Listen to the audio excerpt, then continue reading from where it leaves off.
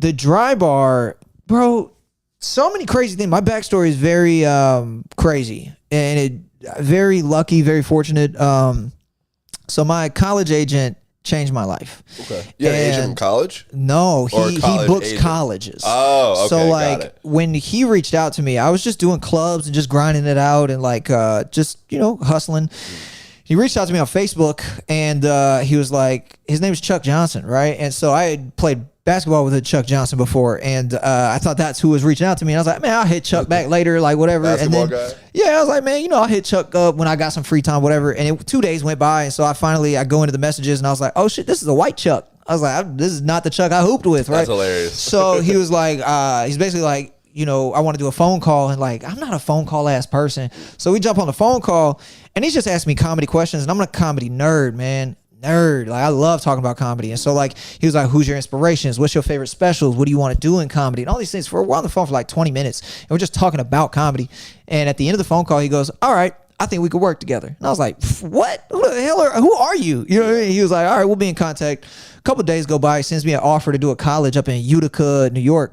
So the offer was like $2,000. And I had never made $2,000 in comedy up to that point. I'm grinding out for drink tickets and big. So I was like, shit, I'll go up there for 2 bands. My biggest payday, not counting a whole weekend, one day it was like $225. Yeah. And bro, so trust me, that's what I was getting, And then so I go up there, I do the college, and I do well. He gets a good report from them, so he was like, all right, we could do more shows together. He books me a couple more shows. A couple months go by, he's really put a lot of money in my pocket. Where I'm like, bro, this is the most money I ever had in my life. I'm paying off my mom's debt and all this stuff. And hell yeah. And then he reaches out one day and he goes, can you do 25 minutes Mormon church clean? And I was like, maybe. I was like, I don't know. And he goes, well, this is for a DryBar taping. You go to Utah, you tape a thing, whatever. And I didn't know if I wanted to do it. I really was 50-50 on it. And I sat with my roommate and he was like, what are the pros? What are the cons? We're literally sitting on the porch and I was like, these are the pros, these are the cons. He goes, well, there's more pros than cons. So that's why I did it, right? Was your roommate a comic? No, just a dude. Okay. Just a dude. Okay. And so he was like, yeah, just do it. And I was like, all right, bet. So I told him I would do it. Now, this is where it's crazy. This is the craziest part. September 19th. So September 21st, I taped a special. September 19th, me and him, he likes to gamble, right? And I don't really gamble like cards and dice and stuff like that, but I go with people. Right, so I'm good luck. I'm good luck. I'll support the bad vibes. Yeah, I'm good luck. So like I'll just be drinking while people was gambling, and they'll win some money, and then they'll divvy it up. So he had these vouchers, and he was like, "Man, I'm gonna use these little $200 vouchers. Hey, if we win, we're gonna celebrate, blow all the money. Or if we lose, we're gonna get Burger King and go play Call of Duty." So I was like, "It's a win-win for me, bro. I don't care." So we go to the casino, and within the first 20 minutes, bro, he hits for like 4 bands. So I was like, shit, we're up. Damn. So we get some seafood. We drinking. We start drinking at like 4 p.m., bro. We're on vodka Red Bulls. We eat this little seafood. Seafood's not that heavy. It's the only meal we had that day. Just a couple shrimps, maybe some crab legs, whatever. I'm a big seafood fan. That's my go-to. Right, we got to bust down on some seafood out here. We got to get a good boil going. So we're on vodka Red Bulls. We have like 2 or 3 before we even leave the casino, and then we go straight to the strip club. We're at the strip club from like 5 p.m. to midnight, and we are pounding vodka Red Bulls. By the end of the night, we've both done 15 vodka Red Bulls plus shots in between them. Damn. Anytime they come out with a shot tray, we're doing Scooby-Doo shots, birthday shots, Fireball, this and that, just going nuts. And by the time we get home, I'm like, I'm fucked up. I'm like, man, that was crazy. And then so I go to sleep for like 20 minutes. I wake up, I throw up everything in my entire system. And like, I'm also wired because of the Red Bull. You shouldn't have 15 Red Bulls, let alone alcohol, right? So I'm shaking.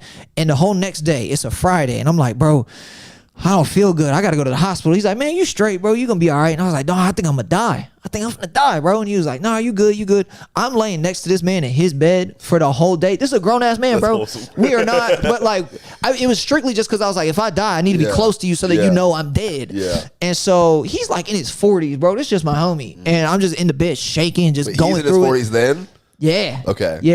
And I'm like 24 maybe, and I'm just shaking. I'm just like, bro, I'm finna die, bro. And he was like, man, you good. So my flight to Utah is at like 5 o'clock in the morning. I'm at the airport. I'm weeble wobbling. I'm like, man, just get on the plane. Just get on the plane. If I get on the plane, somebody will notice if I die.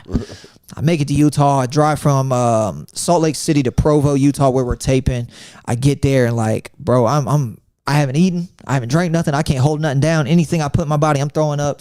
And I taped the special, and I'm literally on my deathbed, bro. Yeah. I'm literally like, if you watch the whole special, there's moments where I'm looking up at the clock just being like, come on, bro. 8 more minutes. 6 more minutes. Is this the Dumb Friend 4 special? more minutes. Yeah. Okay. So it's on YouTube right now, by the way. If you're listening and haven't seen Cam's work, Your Best Friend Sucks, Cam Bertrand. It's a YouTube DryBar special. It's crazy because I don't know why they titled it. This special is called Sophisticated Ignorance. Yeah. So I like that name. So you didn't name this, they changed it? That's for the YouTube video. But yeah, the special itself is Sophisticated Ignorance. And like, that's how it is marketed. But the YouTube is the only one where it has that. Really? Yeah. Okay. Why would I name... I would never name a special like, your friend sucks. That's terrible. That's some crazy dirty backing too. If it was your boyfriend sucks. Your boyfriend sucks, though. Your boyfriend sucks would be a fire special though. Yo, come on. That's hard. That's kind of hard. Loki, if Matt Rife dropped a special called Your Boyfriend Sucks right now, bitches would go crazy, They would go nuts. I'm damn. Side note, that's my dog. Yeah. Shout out to Matt, man. Yeah, I met him once. He was a real nice dude. He came to Comedy Zone, and it was like right before, like I mean, like maybe the next week he started going crazy. He has showed me so much love. In 10 years, bro, he might genuinely be the coolest, nicest person, the most generous person I've ever met. Yeah. In a decade. He was a real sweet dude. He's a fucking dude. And it's rare when you meet guys like that. Yeah. Especially, he earned it. 12 years in the game, man. It was not overnight. Y'all, people like that are why I feel like I started late. I started at 19. So hearing people started like 14, 15 and shit. Yeah. It's like, damn. But you're fucked up. You record the special. Dying. In Utah. Yeah. And then I tape it. And after we do 2 shows that night. We do a 7 o'clock and like a 9 o'clock. The 7 o'clock goes so well. I'm in the green room and they come in, they go, that's probably going to be the special, bro. They're like, just have fun on the late show. Just, this and that. And I'm in there like, I'm like, bro, y'all don't understand. I got to do a second show. I was like, all right, whatever. Give me a liquid IV. Yeah. And they were being so kind. And I was just going through it. And when the special comes out, I'm not expecting anything crazy. I really don't remember what it looked like. I just remember how it felt, And when I watch it, I still get PTSD of like, because I know what I went through doing it. And like, so I didn't expect it. It did 130 million views.